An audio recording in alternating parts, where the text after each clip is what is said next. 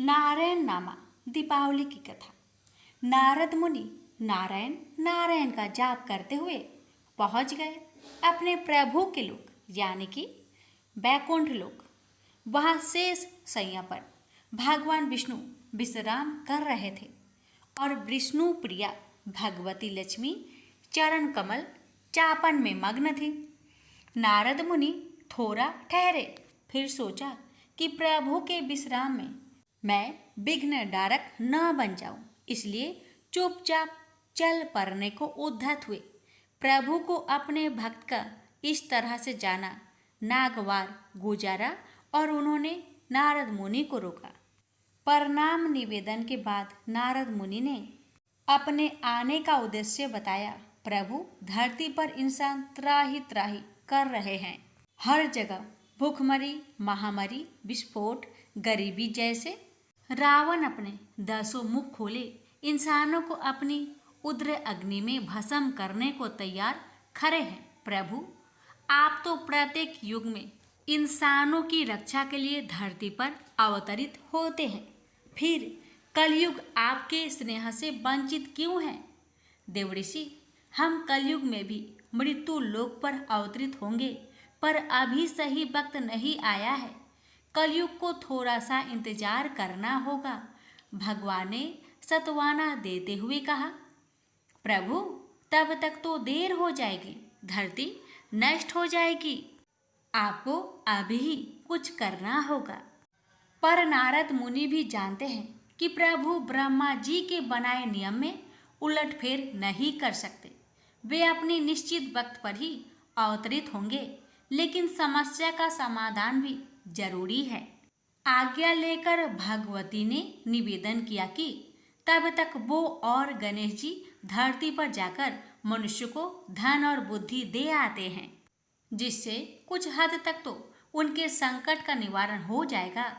ब्रह्मा जी को भी इस प्रस्ताव पर कोई खास आपत्ति नहीं हुई, बस उन्होंने इतना भर कहा कि सब कुछ ठीक नहीं करना, क्योंकि तब प्रभु का अवतार कैसे होगा?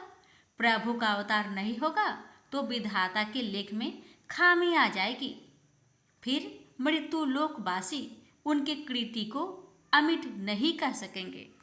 भगवती लक्ष्मी और गणेश जी ने दीपावली के शुभ दिन को ही अवतरित होने का मन बनाया। इसी दिन वो अपने भक्तों की परेशानी को दूर करके अपने अपने धाम लौट जाएंगे। उन्होंने ऐसा विचार कर लिया, दीपावली के दिन में तो उनकी पूजा हुई नहीं, वो आए और लौट गए। लोग एक दूसरे से मिलने में, अपने अपने तोहफों को अच्छा बताकर दूसरों के तोहफा घटिया बतलाने में व्यस्त थे और इसी में रस पा रहे थे। दोनों अपना सा मुंह बनाकर लौट गए। नारद जी ने उन्हें बताया कि पूजा तो रात को होती है, इसलिए आप दोनों रात को ही जाए। रात गए, वे दोनों धरती लोक पर उतरने को तैयार हुए, पर यह क्या, बाहर से ही वायुमंडल प्रदूषित हो चुका था। सांस लेने में काफी तकलीफ हो रही थी। आकाश मार्ग धूल धुएं से अटा पड़ा था। जैसे तैसे बहुत मुश्किल से उन्होंने यात्रा जारी रखी और वो डर भी रहे थे कि जाने धरती निवासियों पर किस दानव ने आक्रमण कर दिया होगा। खैर, जैसे तैसे वो निकट पहुंचते गए। परेशानी बढ़ती गई।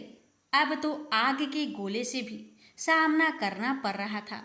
कानों को फोड़ती आवाजें, आगे के गोले, दम निकालता धुआं। एक बार की तो उन्हें महसूस हुआ कि पृथ्वी पर 5वां विश्व युद्ध छिड़ चुका है। खैर, जैसे तैसे करके वो धरती पर पहुंच ही गई। वो सोच रहे थे कि ऐसा माहौल में जब उन्हीं के लिए इतनी मुश्किलें हो रही है तो बेचारे इंसान कैसे जिंदा होंगे। पर धरती पर आकर पता चला कि ये सारा तमाशा इंसानों ने खुद ही खड़ा किया है। हद तो तब हो गई जब मस्ती के नाम पर एक बच्चे ने गणेश जी और लक्ष्मी जी के ठीक सामने बम फोड़ दिया और हंसने लगा। पर इनकी तो सिट्टी पिट्टी गुम हो चुकी थी। पर वे क्या करते, आखिर है तो ये बच्चे ही। बच्चों के साथ बड़े भी उनका उपहास उड़ाने से ना चुके। ये सब देखकर दोनों का मन अत्यंत ही दुखी हुआ और वे अपने धाम लौट आए। भगवान विष्णु से दोनों ने मिलकर कहा कि प्रभु, आप धरती पर अवतरित मत होइएगा, क्योंकि इस बार इंसान का दुश्मन कोई दानव नहीं, वे खुद है। भला जो खुद जलना चाहे तो उसे कोई कब तक बचा सकता है।